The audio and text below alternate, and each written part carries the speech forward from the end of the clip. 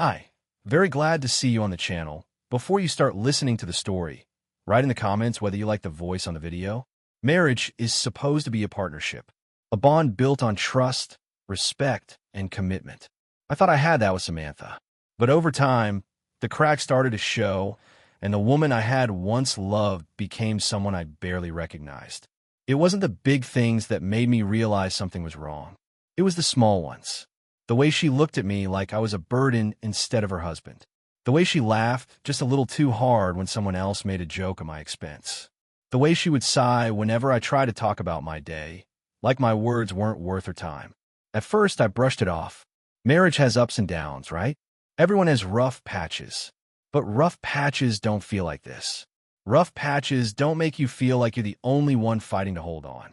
One night, at a barbecue at Alex and Rachel's, I saw it clearer than ever. I was at the grill with the guys, flipping steaks, when the conversation turned to our wives. Alex smirked, taking a sip of his beer. Man, Samantha's got you whipped, huh? Always running around, doing whatever she says. Laughter. I forced a chuckle, shaking my head. Yeah, very funny. Jason nudged my shoulder. No, but seriously, Mark, you let her walk all over you, man. More laughter. I felt the heat crawl on my neck. I wanted to snap back, to tell them to shut up, but before I could, Samantha's voice rang out from across the yard. Oh, leave him alone, she called, grinning. Mark likes being bossed around. Makes his life easier when he doesn't have to think too much. The laughter doubled. I gripped the spatula tighter, my knuckles turning white. I glanced at Rachel, expecting her to maybe look uncomfortable, maybe say something, but she was busy setting the table. If she had noticed, she didn't let it show. Samantha, meanwhile, was basking in the attention, completely unbothered by the fact that her joke had turned me into the punchline. I swallowed hard, forcing the anger down. This wasn't the first time. It wouldn't be the last. But it was the first time I let myself feel it. For years, I had told myself it was just her personality, that she was just blunt, that she didn't mean anything by it. But deep down, I knew better. She didn't respect me. And if your wife doesn't respect you, what do you really have? That night, as I lay in bed staring at the ceiling, her words replayed in my head. Mark likes being bossed around. Makes his life easier when he doesn't have to think too much. I turned my head, looking at her sleeping form. Peaceful, like she hadn't just humiliated me in front of my friends. Something in my chest tightened. I had spent years believing we were a team, but now I wasn't so sure, and that thought made it impossible to sleep. The next barbecue at Alex and Rachel's felt different. Maybe because I was finally paying attention.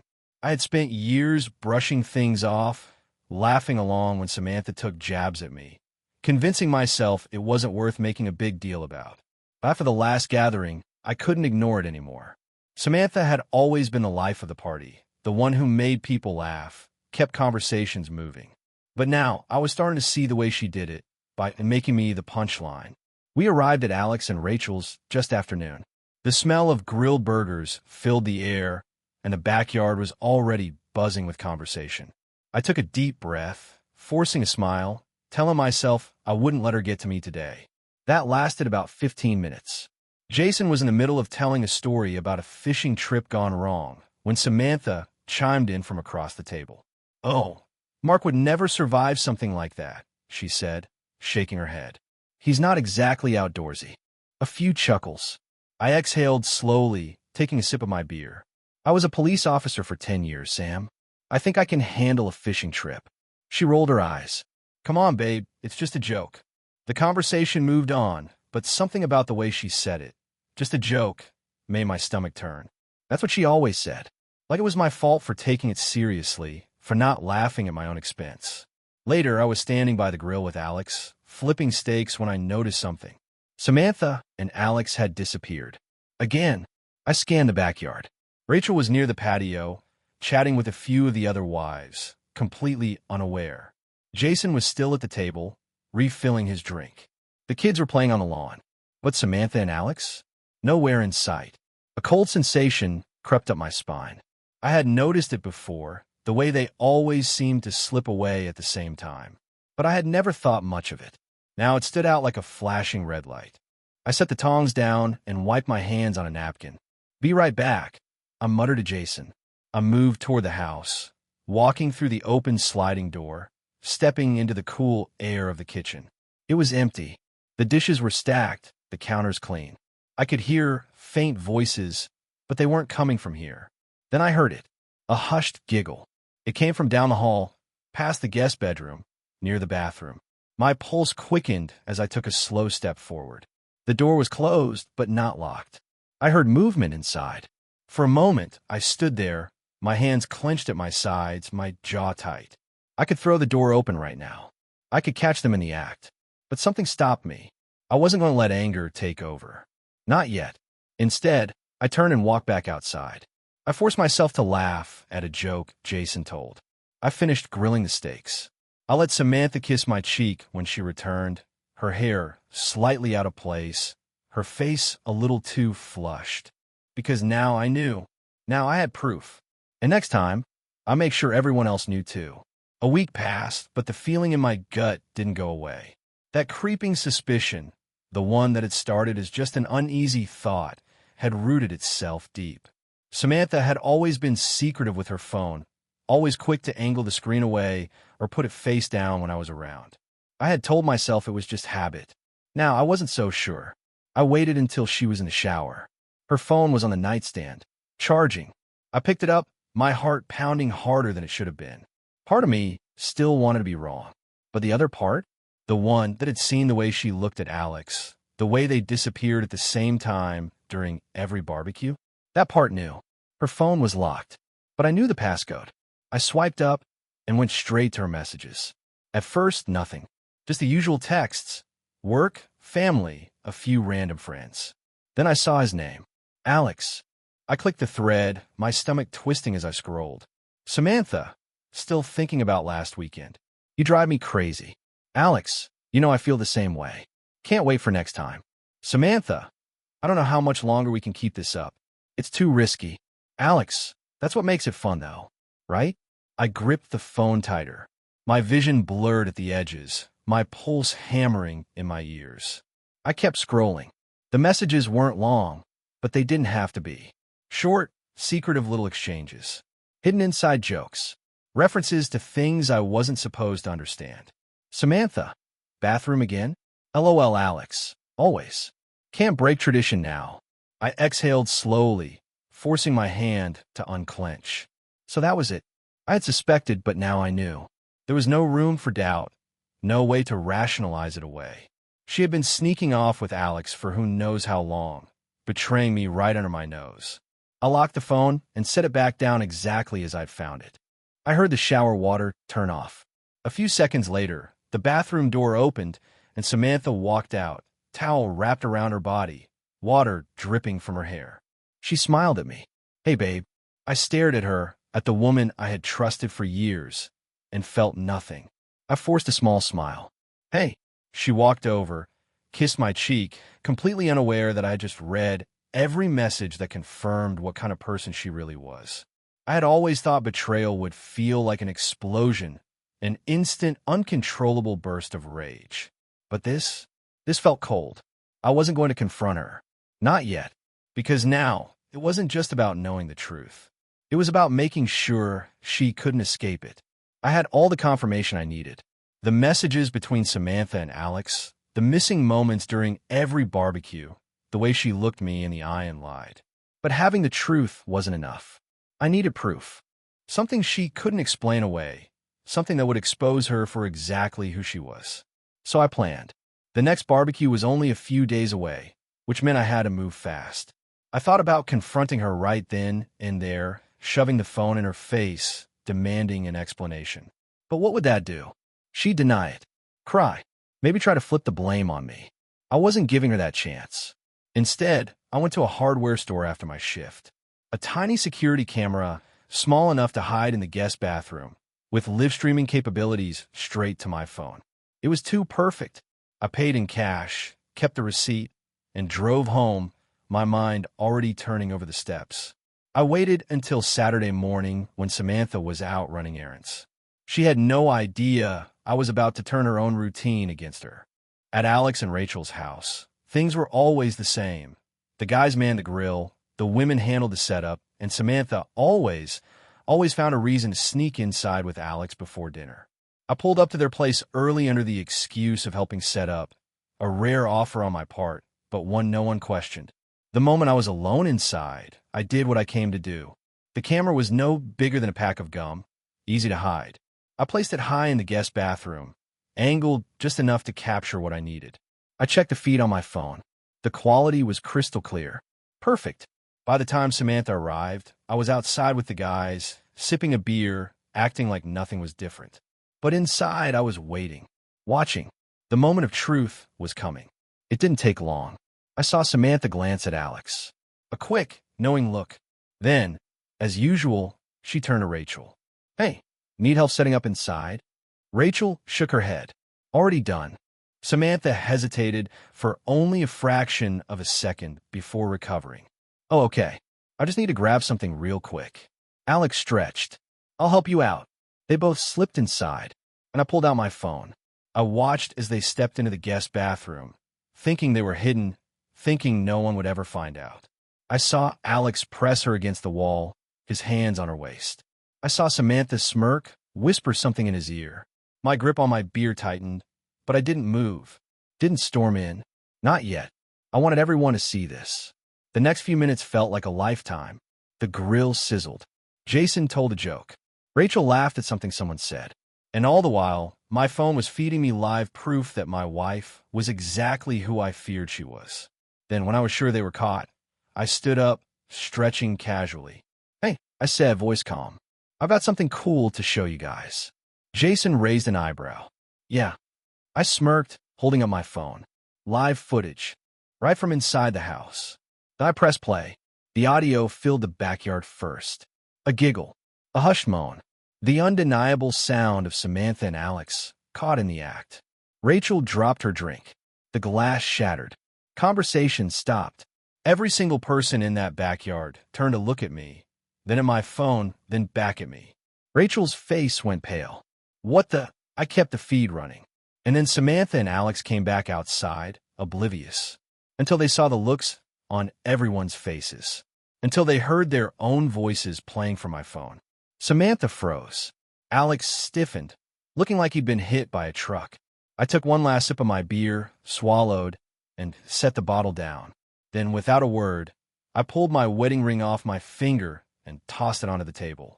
"Enjoy the leftovers," I said, then walked out. I didn't need to look back to know their lives had just burned to the ground. I walked out of that backyard without looking back. I didn't need to. The chaos behind me spoke for itself.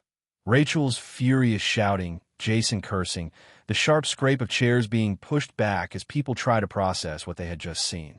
Samantha's voice, panicked, calling my name. I kept walking. The moment I reached my truck, my hands were steady. I slid into the driver's seat, closed the door, and exhaled. The weight on my chest, the one I hadn't even realized I had been carrying, was gone. I had spent weeks, months, maybe years feeling like something was wrong, but never confronting it. Now I had, and I didn't regret a damn thing. My phone buzzed. I already knew who it was before I even glanced at the screen. "Samantha, 9 missed calls. Where are you? Please answer me, we need to talk." "Mark, please." I let the phone drop into the passenger seat and started the truck.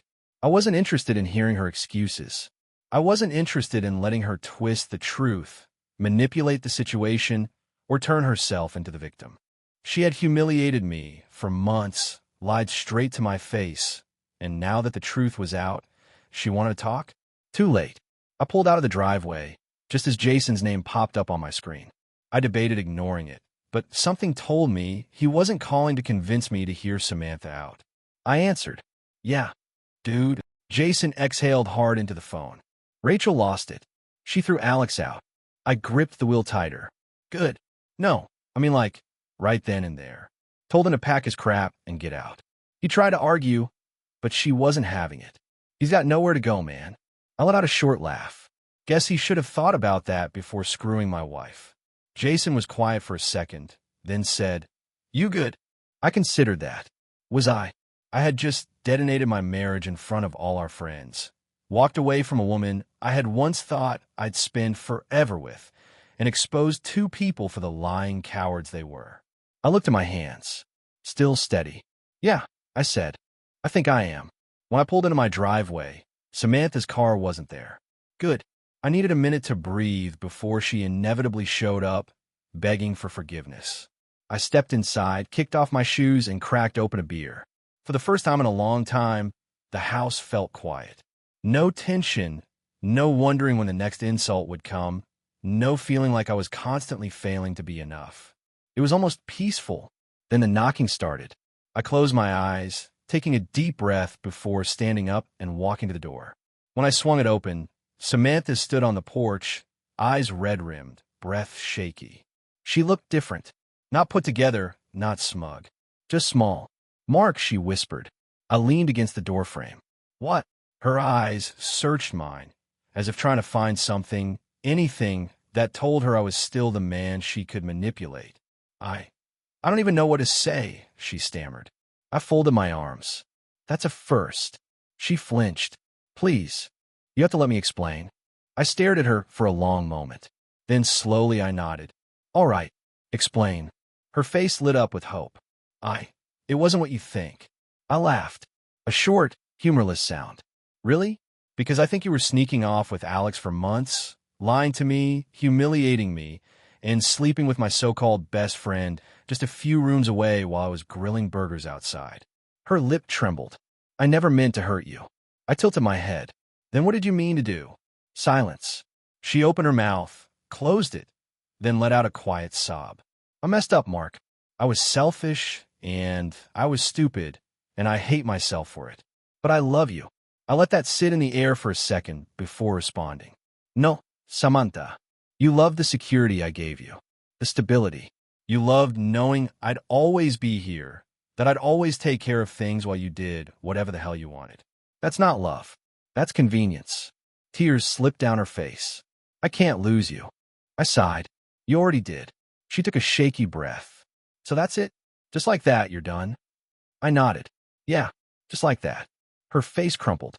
"Please, Mark, we can fix this." I shook my head. "No, you broke this. I'm just making sure you don't get to pretend otherwise." Her shoulders slumped, the fight draining out of her. For a second, she just stood there like she didn't know what to do.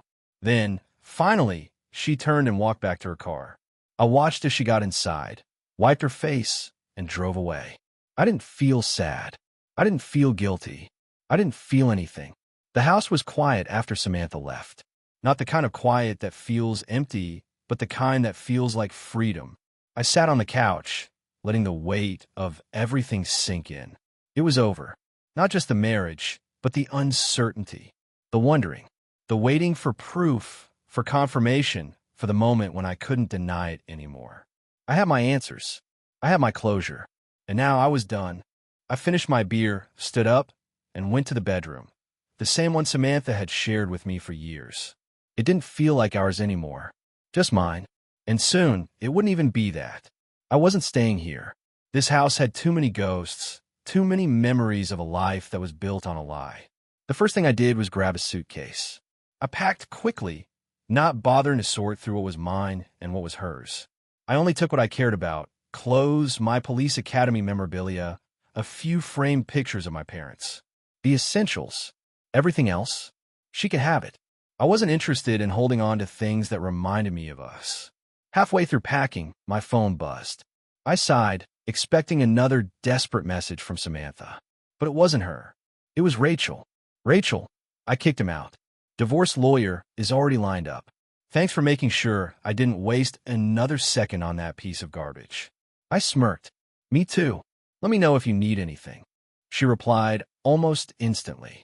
"You already did enough." I tossed my phone on the bed and zipped up the suitcase. By the time I was done, the house already felt less like home. Good. That made it easier to walk away. A few hours later, I was sitting in Claire's office, going over the divorce paperwork. She slid the documents across the desk. "With the evidence you provided, this will be quick. You have a clear case for infidelity. She won't get a dime." I nodded, flipping through the pages. "Good." Claire studied me for a moment. "You don't seem upset." I shrugged. "I spent months feeling upset. Now I'm just ready to move on." She smiled slightly. "Most of my clients don't handle it this well." I signed the last page and pushed the papers back to her. "I'm not most of your clients." The process was officially in motion. Within weeks, I'd be free of Samantha legally, just like I already was emotionally. That night, I got one last knock at my door. I knew who it was before I even opened it. Samantha stood there, eyes puffy, shoulders slumped. "Mark," she whispered. I sighed, leaning against the doorframe. "What do you want, Sam?" She hesitated, then held out a small box. "I found this in your nightstand." I took it already knowing what was inside. The watch I had planned to give her for our anniversary. It had been sitting there for months, waiting for a marriage that no longer existed. I looked at the box, then back at her, and she swallowed hard. I didn't know you had this." I nodded slowly. "Yeah, guess I thought you deserved it." I smirked. Turns out, I was wrong. Her lip trembled. "I miss you." I exhaled through my nose, shaking my head. "You miss having me. That's not the same thing." She took a shaky breath. "Is there any chance?" "No," I said, cutting her off. She blinked rapidly, like she wasn't ready for how quickly I answered. I stepped back inside. "Take care, Samantha." And then, just like before, I shut the door. This time for good. The divorce process moved faster than I expected. Claire had been right. The evidence made it impossible for Samantha to argue for anything. Infidelity cases didn't always carry weight in modern courts, but with the video, the messages, and the sheer public humiliation of it all, she had no ground to stand on. I sat in Claire's office as she reviewed the final steps. The papers were in front of me, a legal end to everything I had once thought was unbreakable. "She's not contesting anything," Claire said, tapping her pen against the folder. "Honestly, I think she knows she's lucky you aren't going after her for emotional damages." I smirked. I thought about it. Claire chuckled, then leaned forward. She tried to negotiate for the house. I raised an eyebrow. "You're joking." "Nope." Her lawyer sent a request. She wants to keep it under the argument that she contributed to the household upkeep. I laughed. "Upkeep? You mean occasionally loading the dishwasher?" Claire smiled. "Pretty much." I shook my head. "She can have whatever she brought in. The house was mine before her, and it'll be mine after her." Claire nodded, sliding the papers toward me. "Then all that's left is your signature." I picked up the pen, hesitating for only a second. Not because I had doubts, there weren't any left, but because this was the final nail in the coffin. After this, there was no going back. No chance for her to manipulate me. No chance for her to talk her way out of it. I put the pen to the paper and signed. It was done. Claire leaned back. "Congratulations. You're officially free." The relief that hit me was instant. I exhaled, running a hand over my face, feeling lighter than I had in years. "Feels good," I admitted. Claire smirked. "Most people feel lost after signing divorce papers. You look like you just won a championship." I grinned. "Feels like I did." By the time I left the office, the weight that had been sitting on my chest for months was gone. I drove back to my new apartment, a place that actually felt like mine, and cracked open a beer. Samantha had lost. Not just the marriage, but everything. The house, the friends who had sided with me, the respect of people who had once thought she had it all together. Rachel had cut her off completely, making it clear that she was never welcome again. Alex had tried to smooth things over with her, but that didn't last. A week after the divorce was finalized, I got a text from Jason. "Jason, Alex is sleeping in his truck. Guess Samantha wasn't so fun without a husband to cheat on." I chuckled to myself, shaking my head. They had ruined their lives for a few stolen moments in a guest bathroom. Now they had nothing. Samantha had called one last time. I let it go to voicemail. When I finally listened to it, her voice was quiet, hollow. "I don't know who I am without you, Mark." I deleted the message. That wasn't my problem anymore. The first morning I woke up in my new apartment, I expected to feel empty. That's what everyone said divorce did to you. Left you hollow, like you'd lost something important. But as I lay there, staring at the ceiling, all I felt was light. Like I had finally set down a weight I hadn't realized I was carrying. I got up, stretched, and made coffee in a kitchen that actually felt like mine. No passive-aggressive comments about how I brewed it too strong. No tension lingering from an argument the night before. Just silence. The good kind. For the first time in years, I didn't feel like I was walking on eggshells in my own home. I spent the next few weeks focusing on myself. Work was better without the stress of coming home to Samantha's criticism. The gym became a habit again. I reconnected with friends I had neglected, guys who had been waiting for me to snap out of the fog of my marriage. Jason came by one evening with a six-pack, dropping onto my couch like he had lived there for years. "You know," he said, cracking open a beer, "you seem way too happy for a guy who just got divorced." I smirked. Maybe that says something about my marriage. He laughed. "Fair point." Meanwhile, Alex looks like he's aged 10 years. I raised an eyebrow. "Oh." Jason leaned back, shaking his head. "Dude's a mess. Rachel kicked him out with nothing. And last I heard, Samantha didn't exactly roll out the welcome mat for him." I chuckled. They deserve each other. Yeah, well, turns out they don't even want each other. That made me pause. "What do you mean?" Jason took a sip of his beer. "Samantha's struggling. She burned every bridge she had. And without you, she's got no stability. Guess she thought Alex would be her backup plan, but he wasn't interested in picking up the pieces. They're both miserable." I exhaled slowly, processing that. A few months ago, I might have felt something about it. Maybe even some leftover bitterness. But now, it didn't matter. "She made her bed," I said. Jason smirked. "And now she's lying in it. Alone." I nodded, taking a long sip of my drink. It was funny how things worked out. Samantha had spent months sneaking around, convincing herself she was getting away with it. Now, she was the one suffering. And me? I was finally living again. I had expected the aftermath of the divorce to be messy, but in reality, it was oddly quiet. Samantha tried, in the beginning, to fight it, to manipulate, to twist the story, to paint herself as the victim, but the damage was already done. There was no coming back from what she had done, and she knew it. The moment the ink dried on the divorce papers, it was over. For the first time in years, I wasn't tied to her anymore. No more wondering where she was, no more excuses about helping Rachel set the table, no more late-night tension in a house that never really felt like home. I had my own place now, smaller but mine. No memories of betrayal, no shadows of a woman who had laughed at my expense while sneaking around behind my back. And her? She had lost everything. Jason kept me updated, even when I didn't ask. "Jason, Rachel kicked Alex out. He's got nowhere to go." "Me, not my problem." "Jason, Samantha's not doing much better. Word's gotten around. No one wants anything to do with her." I wasn't surprised. The friend group had turned on her.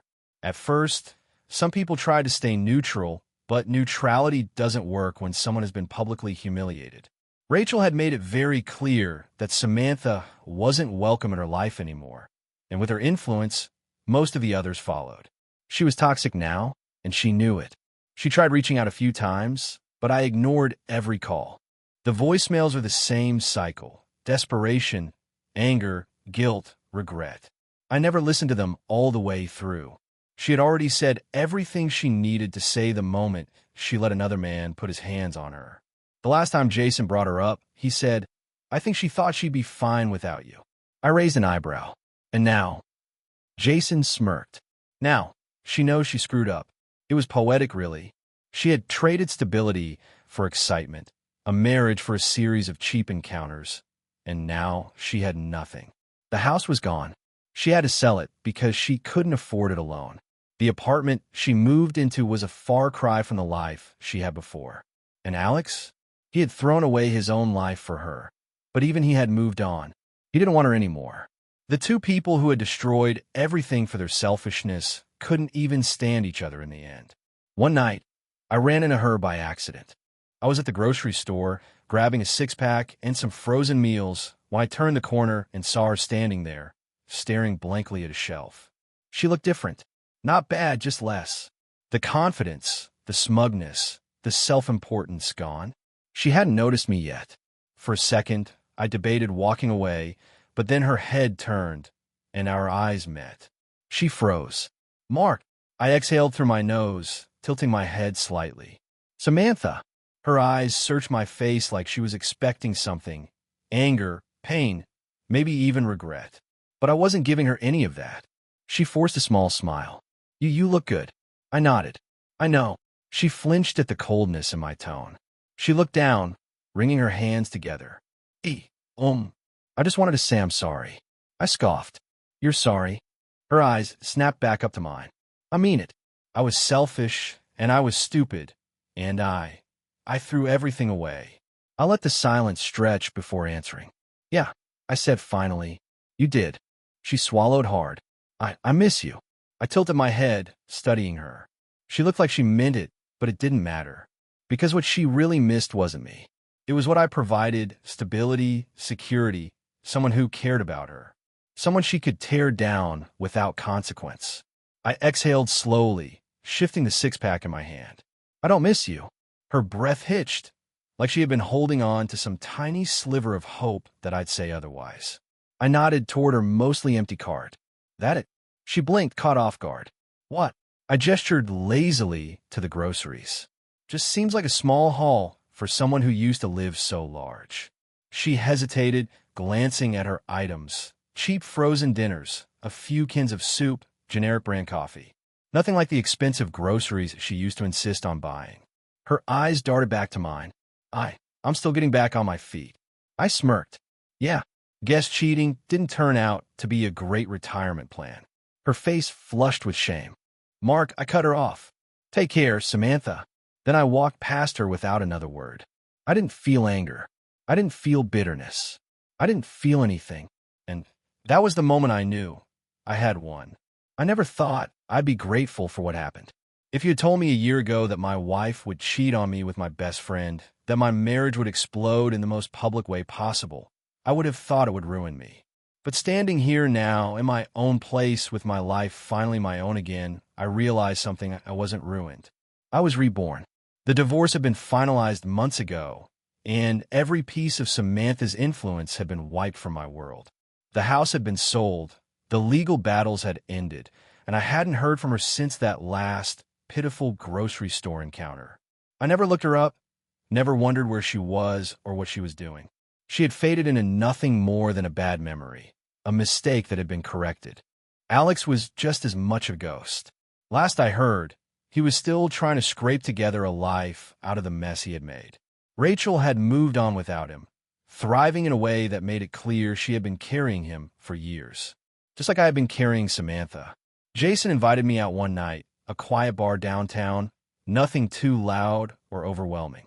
I almost said no, but then I realized something: I had no reason not to go. For years, I had made excuses, let myself be dragged down by a relationship that made me smaller. But not anymore.